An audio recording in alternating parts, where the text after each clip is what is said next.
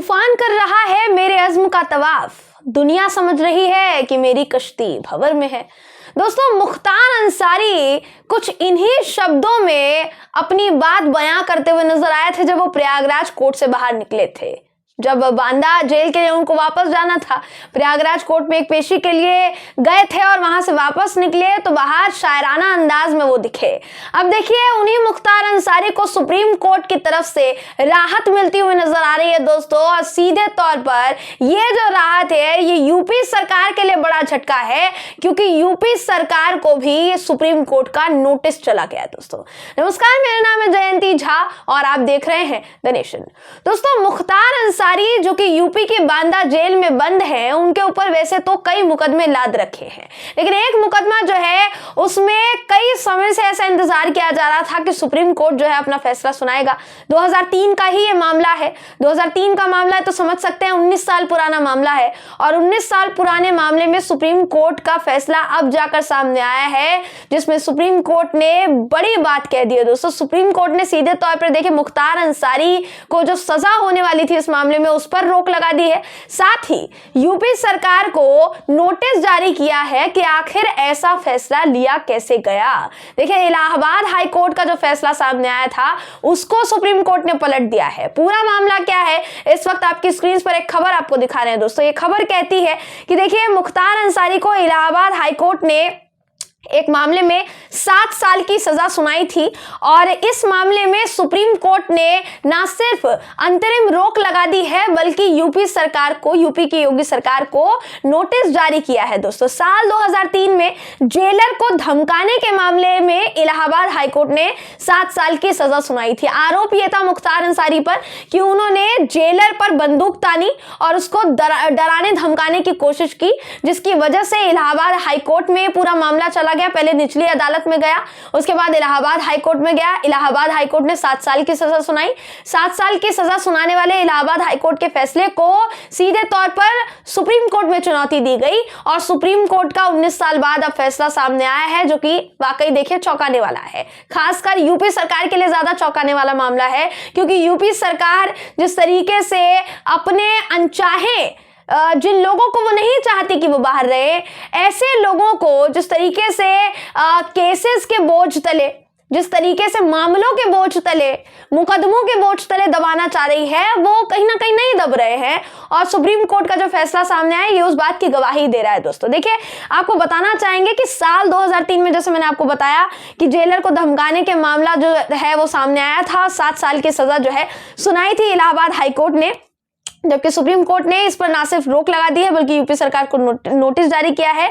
Supreme court ने मुख्तार अंसारी को एक तरीके से बहुत बड़ी राहत दे दी है, क्योंकि 7 साल की सजा का मामला अगर ये होता तो और जो उनकी जेल में रहने की अवधि है वो और ज्यादा बढ़ गई होती। दोस्तों, आपको बताना चाहेंगे 19 साल पुराना मामला, जैसे मैंने शुरुआत में ही आपसे कहा, जिस पर अभी इस वक्त फैसला सुना दिया गया है। सुप्रीम कोर्ट ने मुख्तार अंसारी की ओर से ये याचिका जो दाखिल की गई थी उस पर यह फैसला सुनाया। आपको बताना चाहूंगी, इलाहाबाद हाईकोर्ट ने जब फैसला सुनाया था दोस्तों अपना, तो उसको सुप्रीम कोर्ट में मुख्तार अंसारी ने चुनौती दी थी, और उसी याचिका पर सुनवाई करते हुए सुप्रीम कोर्ट ने यह पूरा फैसला सुनाया है। जस्टिस BR गवई और जस्टिस विक्रम नाथ की बेंच ने यह फैसला सुनाया है कि मुख्तार अंसारी की जो याचिका है उस पर सुनवाई हो। मुख्तार अंसारी की याचिका पर सुनवाई करते हुए सजा पर जो है रोक लगा दी गई है।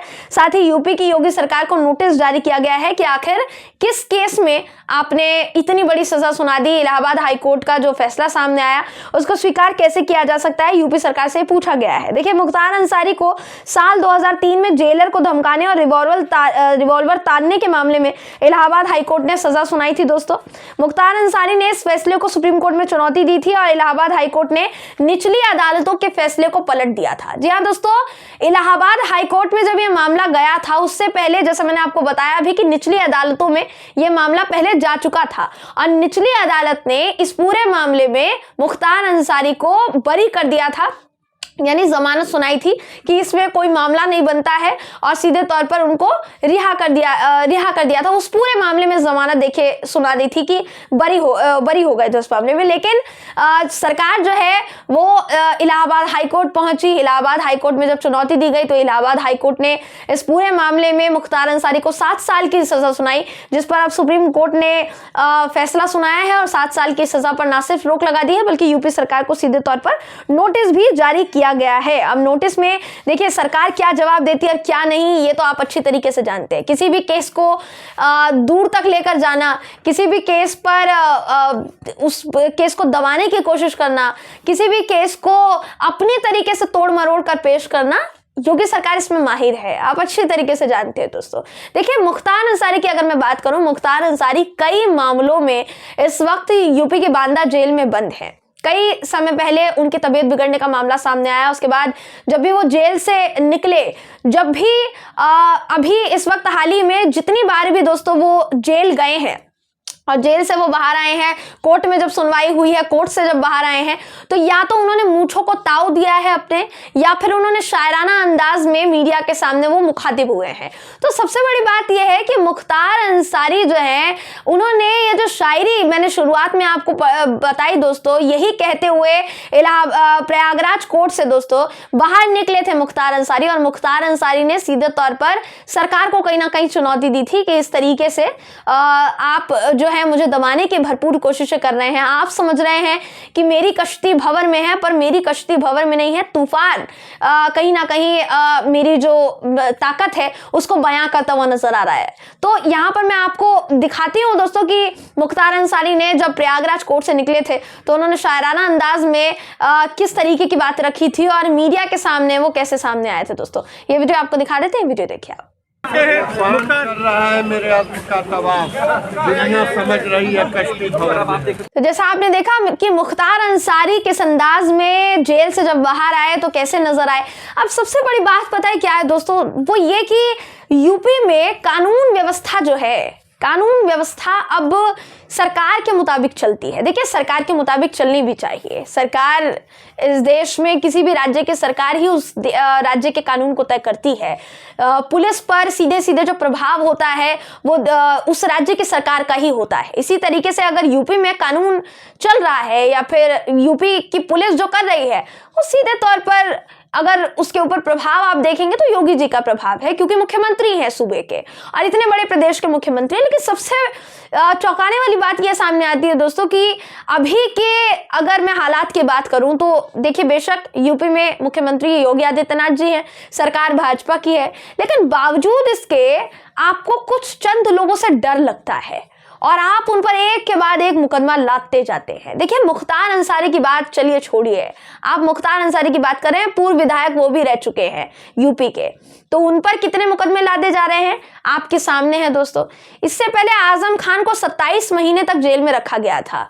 आजम खान को 27 महीने तक जेल में रखने के बाद जब जेल से वो बाहर आए, 27 महीने में उनके ऊपर दोस्तों लगभग 84 से ज्यादा मुकदमे दर्ज हुए, लेकिन हर एक मुकदमे में उनको जमानत मिल गई और जब वो जेल से बाहर आए तो दोबारा एक मुकदमा लादने की कोशिश की गई कि उनका हेट स्पीच का मामला था और उन्होंने अधिकारियों को लेकर कुछ गलत बयानबाजी की थी, अभद्र टिप्पणी की थी कि तनखैया है और मायावती सरकार में तो हम इनसे जूते साफ करवाएंगे।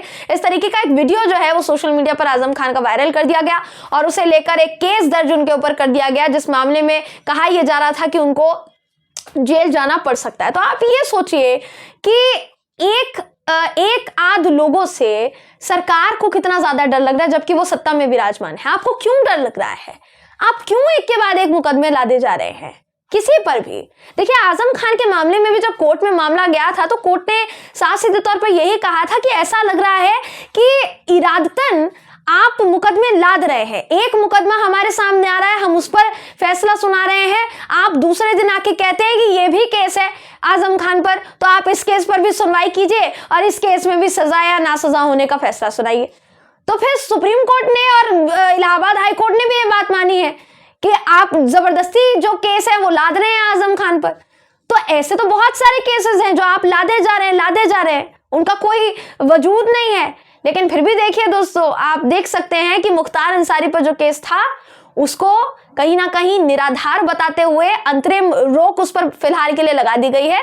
साथ ही यूपी सरकार को, योगी सरकार को नोटिस जारी कर दिया गया है कि क्या सोचकर आपने ये जो फैसला है इसको चुनौती दी इलाहाबाद हाईकोर्ट में, और इलाहाबाद हाईकोर्ट ने इस पूरे मामले पर फैसला सुनाते हुए क्या सोचकर 7 साल की सजा सुनाई, जिस पर रोक लगा दी है, कहीं ना कहीं अंतरिम रोक लगा दी है सुप्रीम कोर्ट ने। अब देखना ये होगा दोस्तों कि जो सरकार को नोटिस भेजा गया है उस नोटिस पर सरकार का क्या कहना होता है, सरकार क्या जवाब देती है, साथ ही सरकार के जवाब में क्या कुछ नजर आता है। देखिए, मुख्तार अंसारी जो है कोई आम शख्सियत तो है नहीं अभी इस वक्त यूपी की सियासत में। यूपी की सियासत में मुख्तार अंसारी का नाम जो है इतिहास में दर्ज है।